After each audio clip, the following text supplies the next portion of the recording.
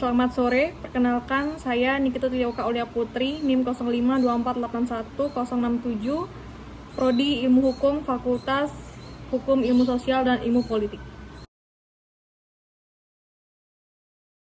Selamat siang, sidang perkara perdata nomor 001-G-2025 Pengadilan Negeri Bogor dengan penggugat Tuan Andi melawan Tuan Budi sebagai tergugat pada hari Senin 1 Maret 2023 bertempat di Pengadilan Negeri Bogor dibuka dan dinyatakan terbuka.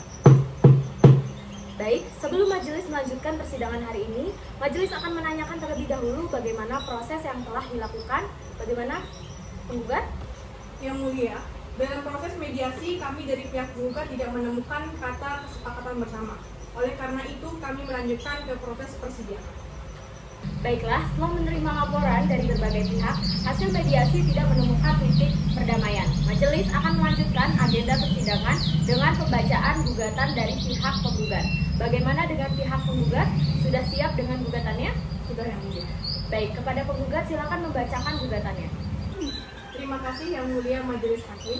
Perkenalkan, saya sebagai kuasa hukum penggugat. Yang mulia majelis hakim, izinkan kami selaku kuasa hukum penggugat Tuan Andi membacakan pokok perkara ini.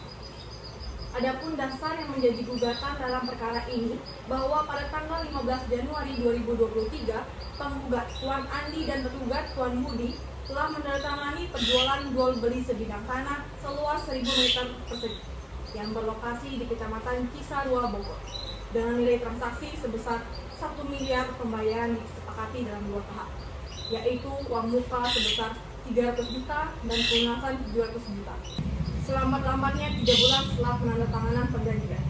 Setelah pembayaran lunas, penggugat akan menyerahkan sertifikat dan memproses kebalik nama. Namun sampai lewat 6 bulan sejak perjanjian dibuat, tergugat tidak juga melakukan pembayaran pelunasan meskipun telah diberikan 2 kali somasi. Alasan tergugat ialah tergugat mengalami keterlambatan persetujuan peminjaman bank.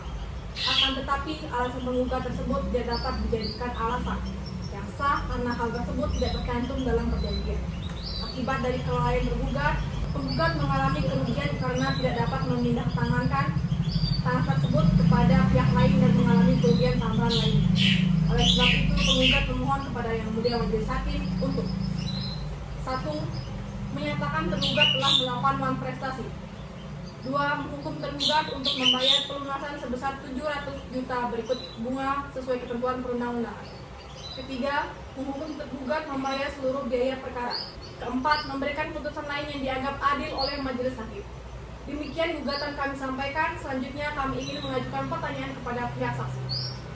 Saudara saksi, apakah saudara hadir dan mengetahui adanya perjanjian tersebut? Iya, saya hadir dan mengetahui perjanjian tersebut. Apakah saudara mengetahui isi perjanjian tersebut, khususnya mengenai harga dan ketentuan pembayaran? Iya, saya mengetahui persis isi perjanjian tersebut.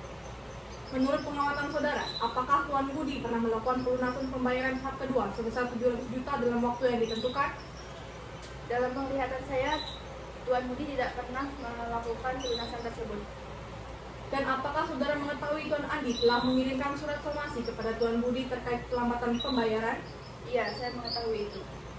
Yang Mulia Majelis Hakim, dari seluruh proses pemeriksaan terbukti tergugat tidak memenuhi kewajibannya sesuai perjanjian.